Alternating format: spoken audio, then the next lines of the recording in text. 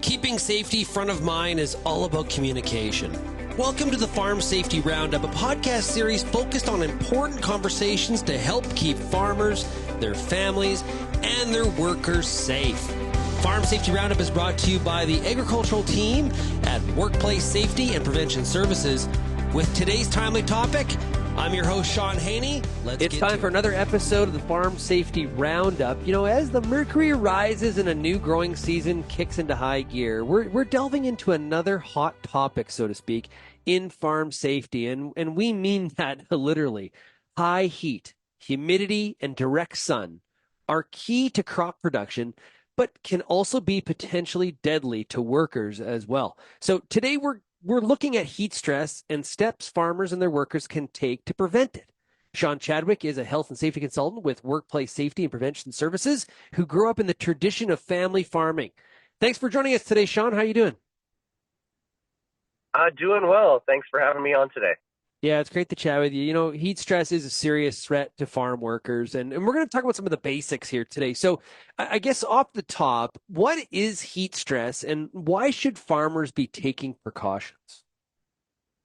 Yeah, I mean, the long and the short of it in basic terms is heat stress occurs when the body is unable to rid itself of excessive heat that's building up internally.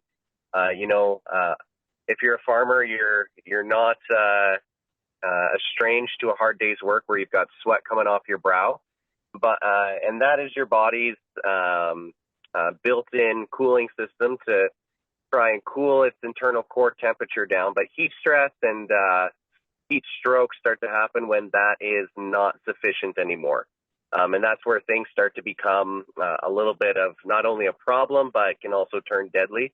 It causes your core body temperature to rise and your heart rate to increase. The body is really trying over time to bring that body temperature down, but it really just is not able to during the hot summer months, especially when different climates across the country might have higher humidity levels. It hinders the body's ability to use those sweat glands to cool you down. And really, part of the reason that we want to target this is not only do we want to keep our workers safe, but speaking as someone who's been on the farm, who's had family farms growing up my whole life, downtime is a bad time on the farm. And sometimes we might think that, it's not a big deal. We've all grown up in heat, but what can really start to happen is if someone is adversely affected by heat stress or heat stroke is that can cause even more downtime on the farm. So let alone keeping our workers safe, but we're going to have an increase in shortage on manpower and man hours. So 15 minutes an hour may save you 4, 5, 6, or even more days of lost manpower from a worker. So it's a like you said, it's a hot topic that we need to zero in on. Yeah, makes sense. Okay, so we know that heat stress can be life-threatening. Now, there could be short and long-term effects. What should we be looking out for in ourselves or others that we're working with? And give us some example of some of those heat-related illnesses. Yeah, for sure. So some short-term key indicators could be things like fatigue. Which can kind of mask itself because, you're out in the field or out in the barn working hard.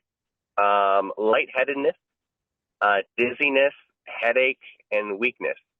One of the things also, though, that can start to branch from heat stress into heat stroke is your mental capacity starts to become impaired. Confusion is very common, and that's why it's so important to not work alone and have some sort of a buddy system, because if you are starting to breach into the danger zone, you might not even recognize it in yourself, and someone else might need to see the warning signs starting in you.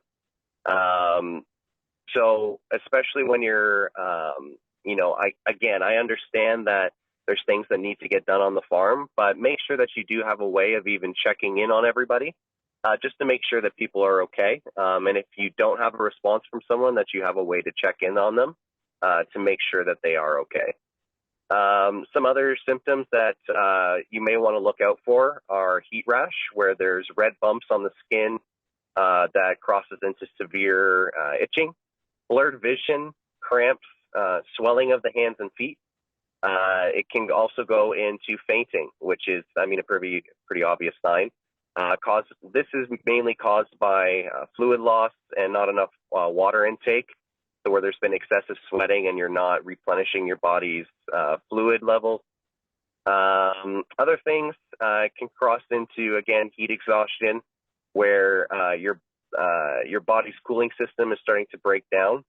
And where this starts to really become dangerous is where this starts to cross into heat stroke, which is an immediate medical emergency where someone needs to find medical attention quickly because this can turn fatal.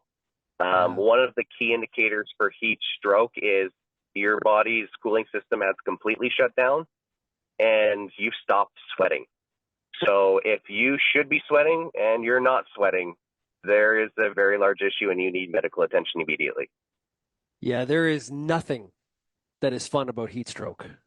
It's No. very, very serious. So, okay, so we talked about, heat and temperature, but we need to look beyond that thermometer reading. What are some of the other factors that contribute to heat stress? Yeah, so we already kind of alluded to it before when I was talking about, that dry Alberta heat versus, that humid Ontario heat. Humidity and the humidex factor, that can really impair your body's ability to cool down, simply because there's moisture in the air, there's moisture on your body, and that moisture on your skin is not able to evaporate the same way as if it was a dry atmosphere in a dry condition. Other things, radiant heat sources. So if you're working next to some sort of a piece of equipment that's got hot exhaust coming off of it all day, that's going to increase the temperature that you're working in. As well, if you're working any type of like a hot house or a greenhouse, the temperature inside of those is going to be 20 to 30 degrees Fahrenheit higher than it is outside. So again, wanting to make sure that, okay, it might only be, 24 outside today Celsius, but inside of the hot house, it's 34. So just keeping an eye on things like that. And another thing that a lot of people might not be thinking about is some of the PPE that we put onto our workers, like respirators. I know a lot of farms use pesticides, so they've got some sort of a covering or a hazmat suit on that really, again, limits the body's ability to cool itself down. So when you are putting controls into place, it's important to take a moment, stop, and evaluate using a RACE method, just to make sure that you're not introducing a hazard that you weren't intending to.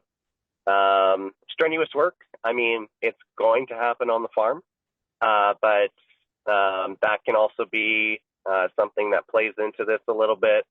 And then also, you mentioned it and kind of alluded to it, is this is going to be different from person to person.